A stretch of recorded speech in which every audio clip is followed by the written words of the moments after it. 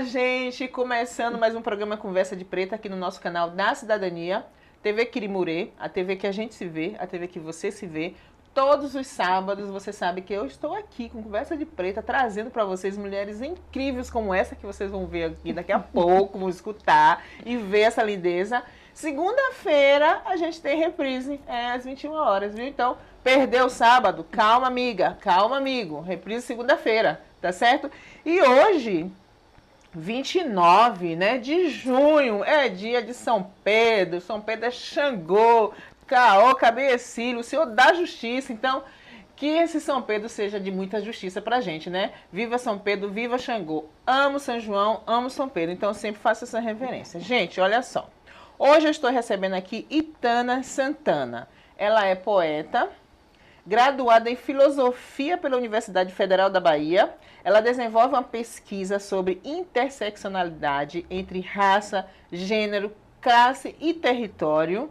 Né? Atua como livre colaboradora em ações comunitárias e políticas há 20 anos. Um tempinho eu vi essa menina danada.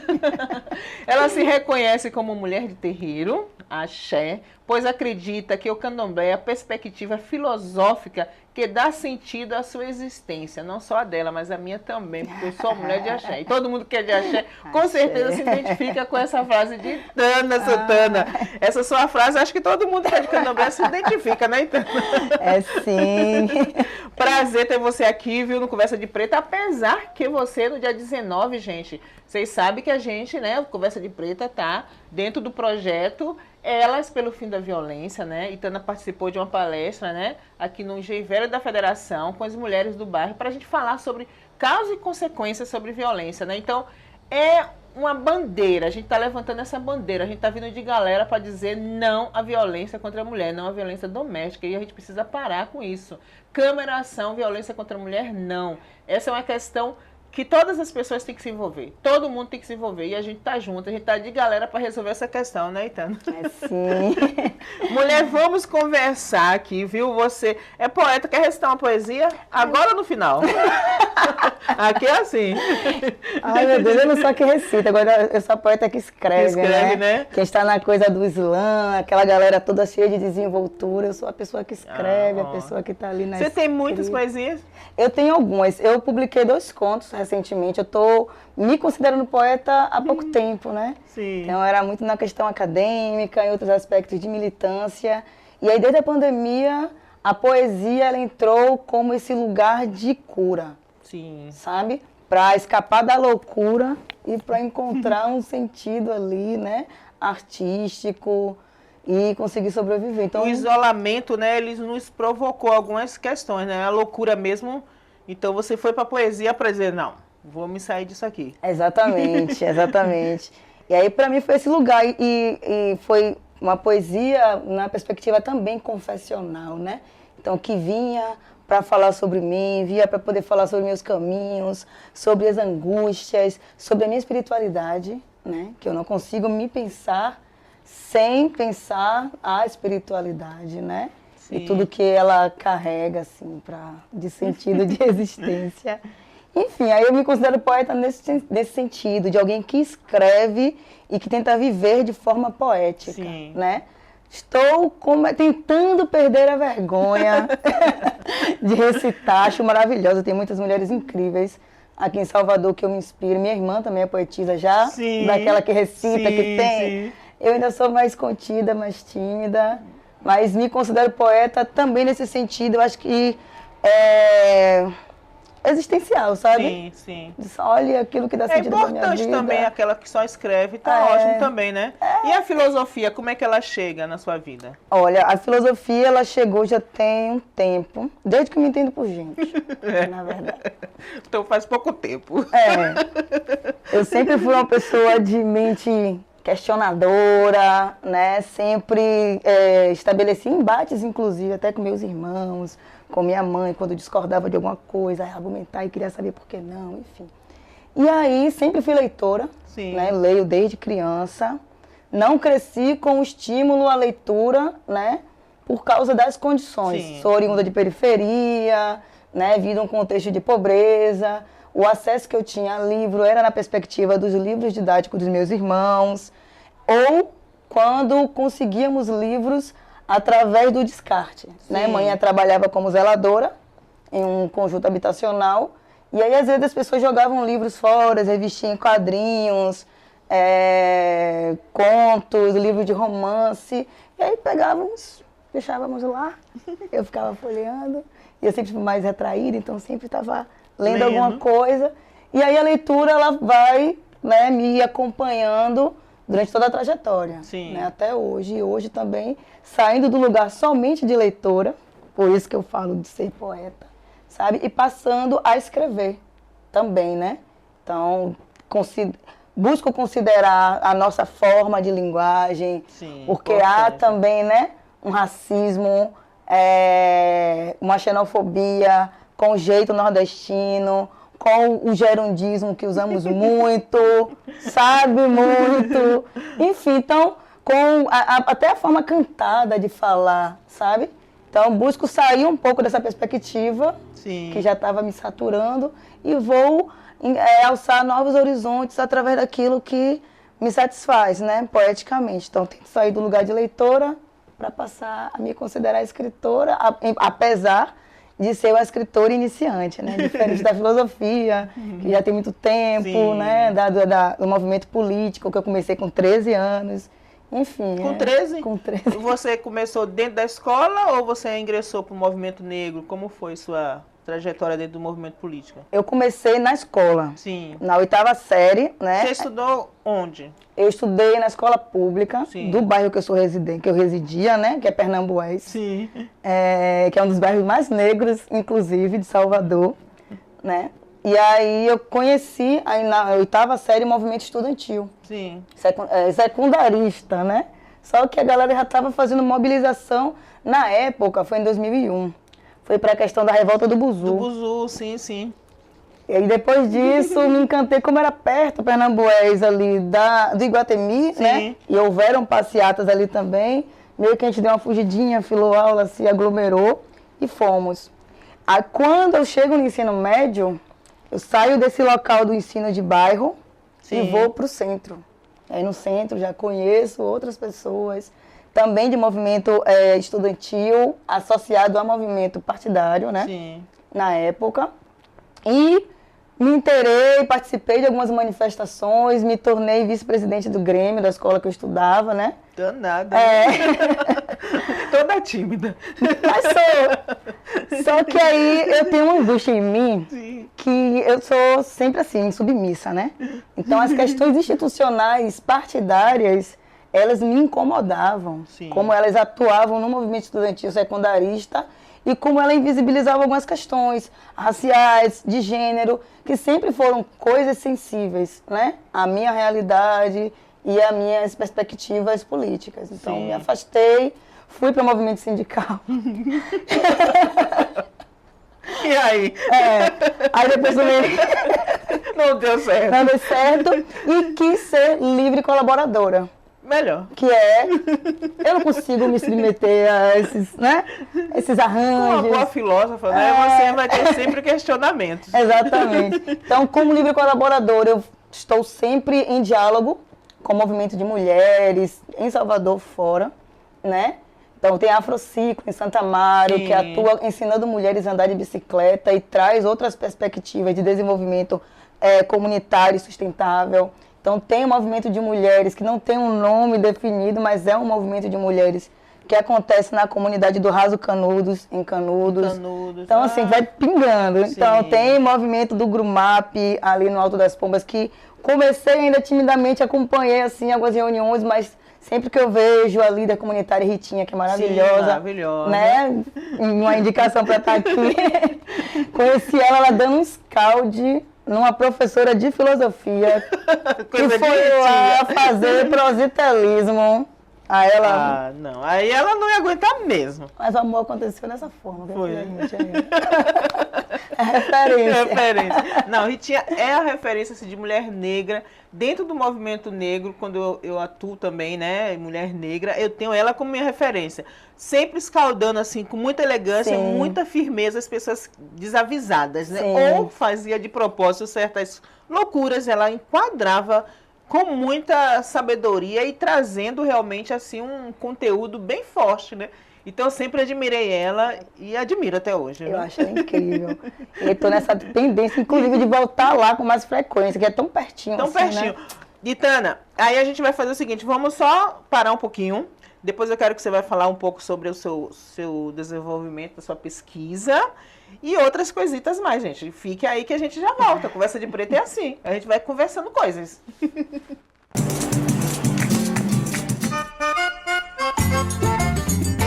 Pois é, pessoas lindas, voltamos aqui. O Conversa de Preta hoje está super animado, né? Hoje eu trouxe aqui uma poeta, uma filósofa, uma mulher incrível, né? Porque a gente precisa realmente olhar para nossas mulheres negras, são maravilhosas. Às vezes a gente passa pelas ruas assim, uma se olha, né? Mas a gente não sabe a bagagem que a gente carrega. Verdade. Olha você aí. Tá vendo? Olha ela aqui, a Itana, gente. Itana, conheci ela com a indicação da irmã dela, que eu precisava de uma palestrante. A irmã dela me indica ela. Mas eu digo, rapaz, eu vou chamar essa mulher para conversa de preta, porque olha só, tanta bagagem ela tem. E a gente vai se conhecendo, a gente vai se percebendo que nós somos muitas, né? A gente somos diversas, a gente é umas formigas, cada um em um canto, né? E aí, Tânia, eu queria que você falasse, você falou que você é livre colaboradora, assim, do movimento. Como é que funciona isso? Como é ser uma livre colaboradora? Lógico que você não está presa a nenhum partido, a nenhum grupo, a nenhum segmento, porque isso também acaba nos desarticulando, né? Eu não sei se você pensa assim, às vezes você fica preso a uma ideia que não é a ideia original. Exatamente. E você acaba se distanciando do seu propósito. Ser uma livre colaboradora te aproxima mais do seu propósito? Sem dúvidas. Porque me traz uma certa liberdade. Sim. Sabe? Uma autonomia. E ser livre colaboradora é coisa que todo mundo pode ser. Então, diante de qualquer possibilidade de auxiliar ações, né, comunitárias, com base comunitária, política, seja de gênero, trabalhista, estudantil, enfim, territorial, né, que os conflitos territoriais é um dos grandes problemas do Brasil, né? O Brasil surge como um problema territorial, né, que é a questão da colonização, e permanece até hoje. Então, pensar território, né, foi necessário para a minha pesquisa também, para conseguir, né, organizar algumas questões. Mas essa bagagem é mais também de me colocar como útil, né? Quando eu posso, porque eu também trabalho, estudo, tenho as demandas, né, do terreiro, tem as demandas particulares, enfim, pessoais, familiares. Então, através da minha autonomia, quando eu posso, eu estou em Santa Amaro, nas ações do Afrociclo, que hoje é uma rede que eu me associo, né, com mais frequência, porém, mantendo ainda essa relação mais livre e de, né, troca, sem que haja, uma regra de pensamento, de ideia. Você tem que estar aqui toda quinta-feira. Exatamente. E aí eu não consigo estar toda quinta-feira. Eu não consigo, sabe, fazer sempre as mesmas coisas, porque não dá pelo tempo. E aí é um convite até para que nós consigamos nos engajar também. Sabe? Acho que engajar, né, é você atuar de acordo com aquilo que você acredita para transformar aquela realidade que de alguma forma te causa angústia, sofrimento, desconforto, revolta. Então, engajamento é nesse sentido, sabe? De falar, eu posso não estar associado a um partido político, a um grêmio estudantil, a um DCE, né? A uma associação comunitária, que foi o caso do GRUMAP, que é o caso do Afrociclo, do Movimento de Mulheres do Raso Canudos. Porém, eu posso contribuir, sempre que possível, com as ações dela, né? O GRUMAP é uma conversa que eu tive com o Ritinha recentemente. Falei, preciso estar com vocês mais vezes, porque eu quero participar das ações do GRUMAP com mais intensidade. Mas nesse momento a Afrociclo tem levado para Santa Amaro, né, com mais frequência. Então, estou sempre por lá quando tem ações. Né? Auxilio, às vezes, um edital que a galera precisa escrever, vamos ali tentar, né, ver o que pode fazer, revisar uma coisa ou outra. Não tenho nenhuma influência política. Vou deixar bem claro. Nenhuma. Não, eu também acho que a gente, o movimento negro, às vezes, não digo que se perdeu, mas pode ter mudado um pouco quando vai para essa linha, né? E o que você traz é esse movimento livre. Nós somos um movimento negro.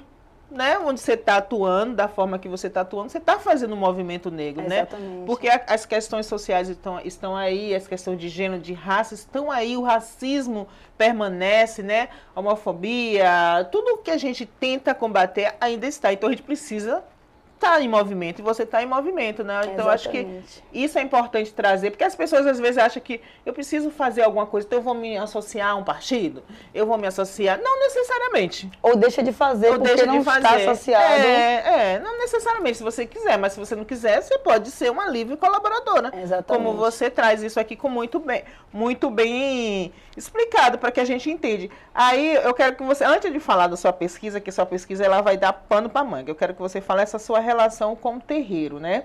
Quando você fala assim, que sua perspectiva filosófica que dá sentido à sua existência. O candomblé é esse espaço. É sim. Quando você foi iniciada? Muito nova ou... Não. Agora o dia...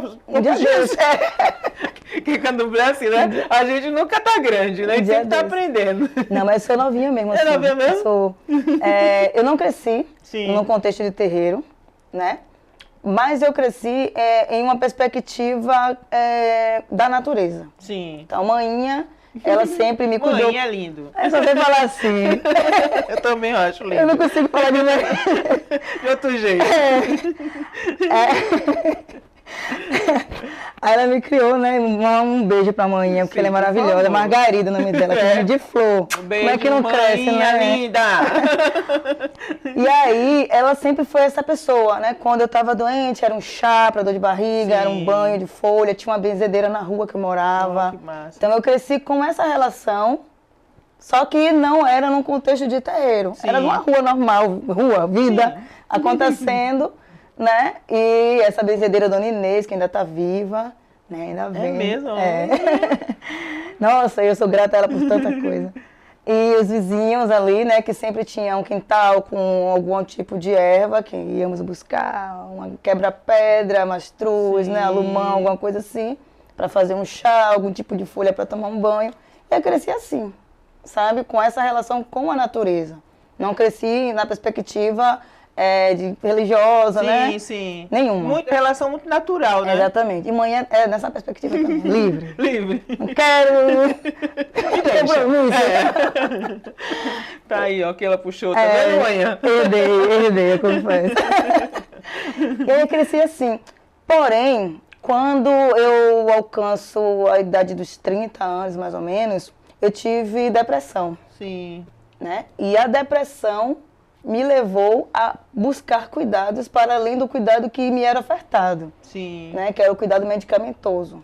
Então, continuei com a psicoterapia, continuei, né, tomando medicamentos enquanto foi necessário o período de tratamento, mas eu sentia que aquela perspectiva de lidar com aquilo que eu padecia não fazia sentido, aquela explicação. Aquela forma de lidar com aquilo não fazia sentido. A depressão era justamente esse vazio que vinha de uma existência que vem de contexto de violência, né? De revoltas, de angústias, de não me sentir encaixada em nada. Até nos movimentos políticos, a mesma coisa. De não me sentir encaixada em nada. E aí chego no Zone Boiá, né? Através da Macota Valdina, fui fazer um jogo com ela na época, foi em 2018, final de 2018. Fui fazer um jogo com ela disse que precisava fazer umas coisas, só que eu, nesse lugar, tipo, uma pessoa que não gosta de compromisso. Sim, e logo vai cair logo do terreiro. Negligenciei. Foi. Aí, infelizmente, com a passagem dela, meio que bateu uma dor na consciência, eu falei, olha, acho que eu preciso olhar isso aí. Né? E coisas que conversamos na hora continuou reverberando na minha mente ali e fui. Aí voltei lá e aí foi quando eu conheci hoje, né, a minha língua. Um beijo pra senhora, viu, linda, minha mãe Angélica, maravilhosa, que já esteve aqui também. Já fiz uma conversa de preta com ela, meu bem.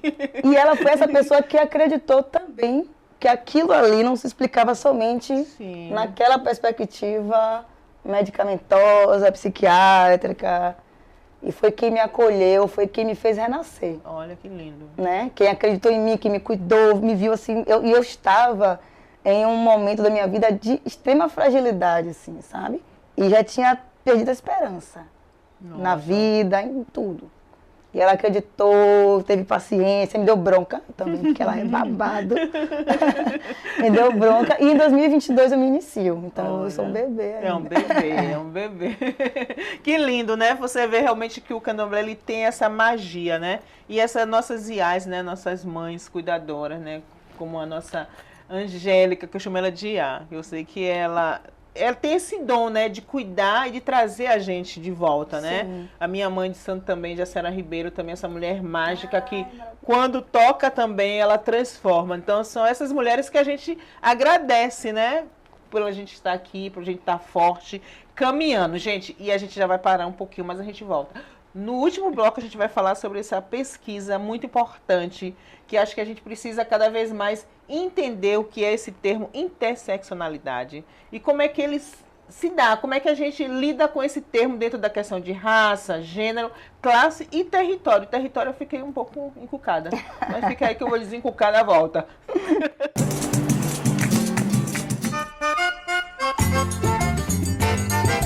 Então, amores, voltamos. Gente, ó, os bastidores é animado, viu? Ela é tímida. Eu também sou tímida. Nós somos tímidas. Conversa de preto é isso. Nós, mulheres tímidas, a gente consegue realmente fluir com nossa timidez, viu, meu bem? Meus amores, e dizer pra vocês que todo sábado a gente tá aqui, viu? E hoje conversando com Itana Santana, essa mulher linda, maravilhosa, com muita delicadeza, com muita sutileza, ela vai falando as coisas, entre linhas, deixando pra gente. E agora ela vai falar um pouco dessa pesquisa, né? Uma pesquisa dela, que ela traz interseccionalidade entre raça, gênero, classe e território. Território porque é a primeira mulher que traz esse assunto a partir da interseccionalidade. Isso. Tem uma palavra difícil de falar, mas ela vai explicar pra gente o que é e como é que se dá a interseccionalidade com território, com gênero, raça. Explica pra gente a sua pesquisa. Eu defendo, né? Sim. Na faculdade foi através da perspectiva de Angela Davis, Sim. que já falava de interseccionalidade sem usar o termo. Né? O termo era de final de 80, que a Kimberly Crenshaw, né? Que cunha o termo, porém, outras pensadoras, a própria Sueli Carneiro, Lélia Gonzalez, a Angela Davis e tantas outras já traziam uma perspectiva de análise interseccional. Então, a minha pesquisa, eu defendo que a interseccionalidade é um método de análise. Sim. O que isso significa? Significa que para analisar categorias sociais ou qualquer questão, né, que envolva essa relação sociopolítica, eu preciso considerar como essas identidades vão se relacionar mutuamente. Ou seja, por exemplo, eu sou uma mulher, né? Porém, aspectos de gênero que as feministas brancas, né, defendem, vai me aglobar muitas vezes. No entanto, vai faltar aspectos meus enquanto mulher negra nessa perspectiva de gênero delas. Por exemplo, uma das grandes ondas do movimento de mulheres era para a defesa da mulher trabalhar na rua. Poder sair para trabalhar, ter uma vida política ativa. Porém, as mulheres negras, para elas, isso nunca foi um problema. Sempre teve na rua. A gente não consegue ficar em casa, cuidando dos nossos filhos, vai cuidar do filho do outro, mas não cuida dos nossos. Assim, não cuida nesse sentido, né? De ter essa presença física, sabe? Vai ter que sair para trabalhar, lavar roupa de ganho, fazer faxina, né? Enfim, falando de serviço que, infelizmente, é a realidade da maioria das mulheres negras. E até traz também que essa própria mulher branca que reivindica ir para a rua, né? A mulher negra vai para dentro da casa dela cuidar do filho. Exatamente. Então, realmente, não contempla todas as mulheres, exatamente. Né? Então, eu não posso falar de gênero numa análise universal. Sim. Porque são sujeitos distintos, com atravessamentos distintos. Ao mesmo tempo que essa mulher negra, muitas vezes, está atrelada a uma condição de pobreza, de desvantagem socioeconômica. Sim. Então, a desvantagem socioeconômica também vai influenciar na sua identidade. Porque quando você não consegue acessar espaços urbanos, né? Porque você não tem um transporte, porque você não consegue, às vezes, nem comer direito, isso vai te impactar diretamente na sua existência, na sua forma de se relacionar com tudo. E é secundarizado muitas vezes. Ao mesmo tempo, a questão territorial, que envolve, né, essa mobilidade, a própria condição de moradia das pessoas negras, a própria necessidade de luta por território das pessoas negras ou de minorias, né, no caso indígenas, quilombolas. Então, assim, e é um assunto que é secundarizado também nas discussões. Sim, sim. Que hoje ficamos presos à questão identitária de raça, gênero, sexualidade. Porém, existem aspectos que fazem parte da condição de existência daquela pessoa, que é a sua condição socioeconômica, como ela vai transitar a partir dos recursos que ela tem.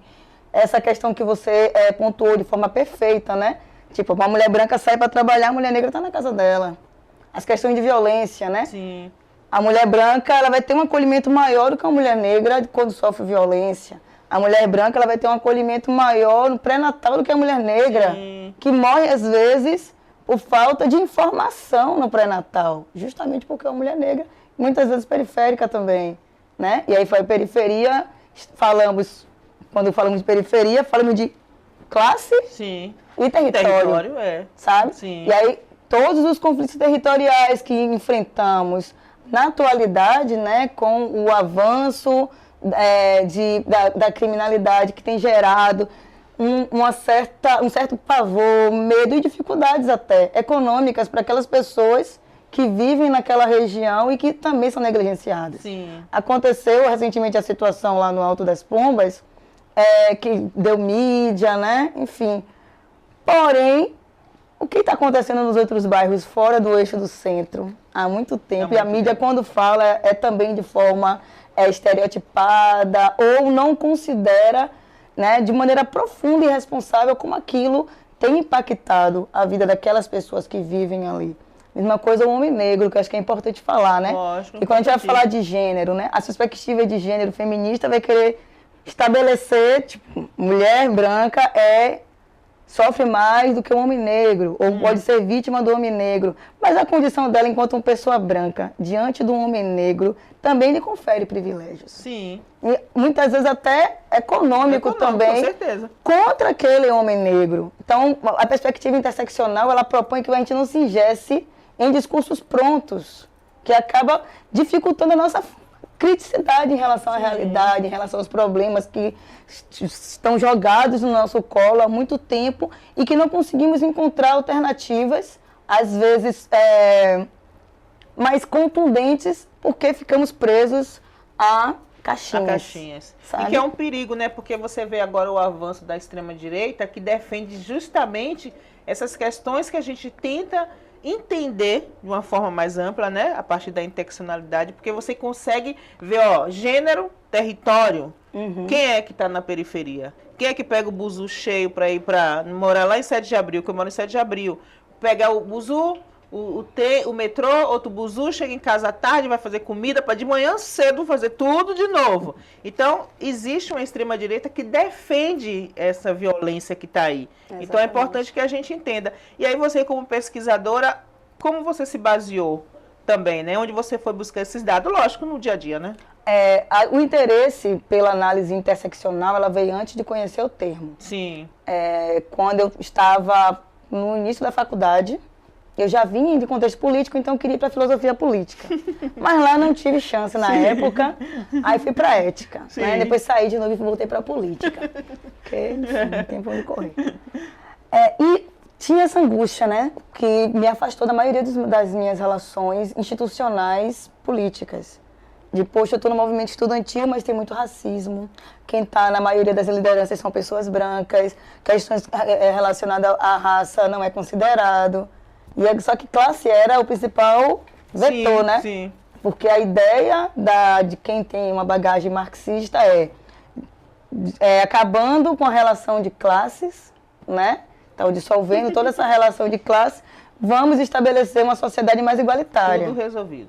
Mas não é assim. Não é assim não, bebê. União Soviética é um dos grandes exemplos de como o racismo continua, a homofobia continua e vários outros gêneros, o problema de gênero continua. Então, assim, não tem como eu achar que apenas abolindo um dos demarcadores, né, de opressão, eu consigo estabelecer uma sociedade... Uma paz mundial. Exatamente. Uma sociedade digna. Digna, justa, igualitária. Como? Se eu considero uma pessoa negra inferior. Se eu considero a Questão mulher de raça. inferior. Se eu considero o periférico inferior. Porque existe todo um estereótipo relacionado à cultura periférica. Sim. Então, se eu considero essas pessoas inferiores, se quando acontece um genocídio numa favela, se é morrer porque estava envolvido. Então, assim, não dava conta, sabe? Aquelas análises. Assim como o gênero também não dava conta. Sim. Que eu sempre estive associada a movimento de mulheres, né? Então, não dava conta. Você vê ali uma discussão, pô, mulher trabalhar fora, não sei o quê, como uma grande conquista. Mas eu observava assim, falei, gente, desde que eu me entendo por gente, mãe trabalha fora. As nossas antepassadas vendiam os quitutes aonde, gente? Exatamente. Em uma época tão difícil, a capoeira. Exatamente. Entendeu? As mulheres estavam ali circulando com a falsa abolição. Quem foi para as ruas sobreviver? E aí a Angela Davis ela vai denunciar esse racismo do movimento de mulheres, sabe? E no contexto dos Estados Unidos, mas que eu tomei para a minha realidade. Sim, tomou base para também, né, o Brasil. Então, quando eu conheci a Angela Davis, através do livro Mulheres, Raça e Classe, foi quando eu tive esse grande start, assim, de falar, olha, talvez seja mais ou menos assim o caminho, né? Pensar como as coisas se interrelacionam através do movimento histórico, que a gente não pode esquecer da história, você falou do movimento negro, né? Para mim, o Brasil antes e depois do movimento negro. Porque o impacto que causou foi imenso nas discussões raciais, inclusive com as cotas, que é uma das políticas públicas, para mim, mais eficientes que existe. E uma das mais baratas, sabe? E que até hoje sofre ataques e não... De pessoas que acham que está favorecendo. Como? E que não é bem isso, né? Entendeu? Então, assim, essa angústia, ela surge antes. E com Angela Davis eu consigo encontrar ali, né, um espelhamento. E através da Patrícia Hill Collins e da Carla Cottireles eu encontro um nome para dar essa forma de pensar o mundo, né? Que massa! E é isso. E Carla Cottirene, pra gente, né, para nós mulheres negras, também é esse exemplo, né? E aí você desenvolve sua pesquisa, ela está pronta para quem tiver interesse em ler. Já tem um livro? Ainda não. Mas quando tiver, você vai trazer aqui no Conversa de Preta. Pretendo, eu tenho intenção, na verdade, né? Então, se alguém quiser... Sim, por favor. Publicar aí. Não, eu acho que a gente precisa, assim, trazer isso aqui, porque nós, mulheres negras, a gente tem isso também na literatura, né? Se você for buscar também, tem essa discriminação dos nossos livros, né? Do que a gente pensa e a gente quer colocar em livro para que outras mulheres possam ler e ter você como referência, né? Carla Cottirene como nossa referência, né?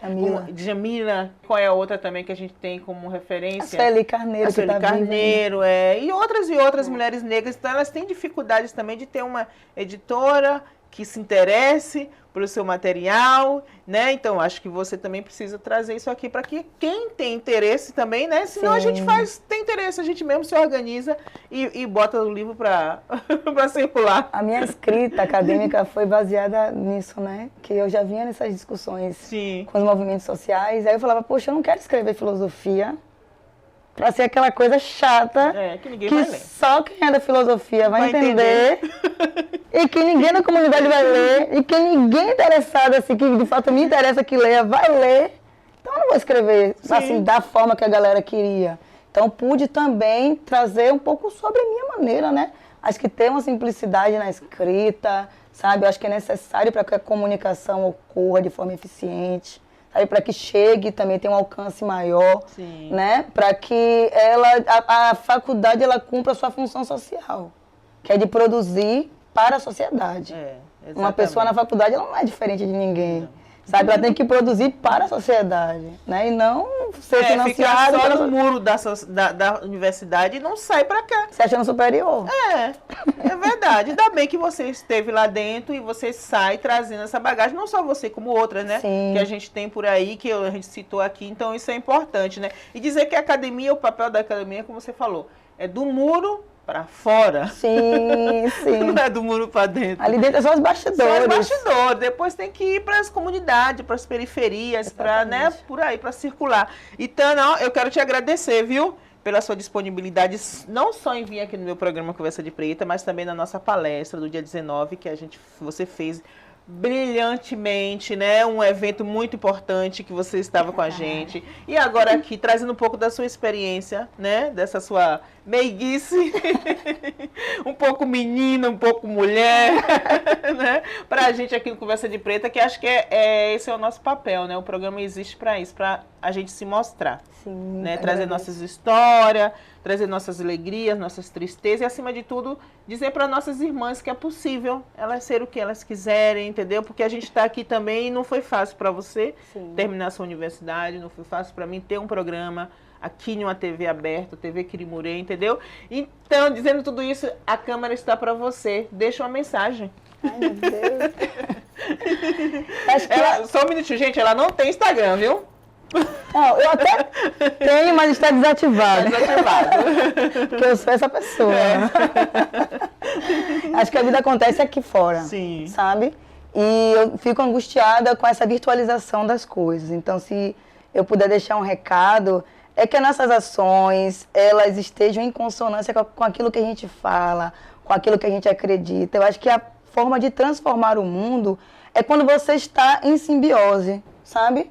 Com seus valores, com as suas práticas, com aquilo que você diz. Caso contrário, eu posso ter o ideal que for. Se eu não agir, né, se a minha prática não refletir, né, aquilo que eu acredito, a transformação ela não acontece. Se eu semear, para eu semear, eu tenho que acreditar que aquela semente vai vingar. Sim. Eu tenho que me dedicar a ela todos os dias. Eu tenho que observar, proteger do sol intenso, proteger do vento. Eu sou plantadeira também, sim, viu? Um detalhe assim. Boa. Eu adoro plantar, sou assim, uma pessoa que ama plantas. Porque é justamente esse ensinamento, sim, sabe? Então, que a gente consiga ter esse cuidado, que a gente consiga ter esse zelo, que a gente saia também desse lugar do julgamento excessivo, né? Da cultura do cancelamento. Porque, para mim, é violência. Para mim, afasta mais do que aproxima. Estamos numa fase de bolhas e bolhas e bolhas, intolerâncias em todas as instâncias, seja na extrema-direita, quanto na esquerda também, infelizmente. Sim, sim. Sabe? Então, para que a gente consiga, de fato, fazer a transformação no mundo, começando da gente, sabe? E do ambiente que estamos ali. Que linda, viu, gente? Isso é o Conversa de Preta. Dizer para vocês que toda segunda-feira tem reprise, viu? E siga a gente, Conversa.de Preta, aqui, ó. E, meus amores, até sábado que vem eu trago mulheres incríveis como essa que eu trouxe aqui para vocês, tá bom?